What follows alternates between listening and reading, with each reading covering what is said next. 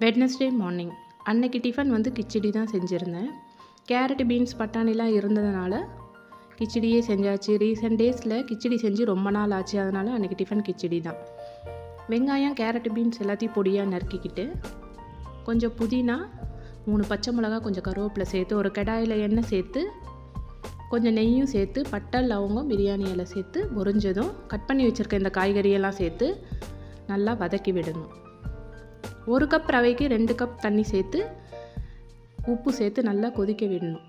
நல்லா கொதித்து காய் வெந்ததும் ரவையை கொட்டி கிண்டனா ஒரு சூப்பரான கிச்சடி ரெடி.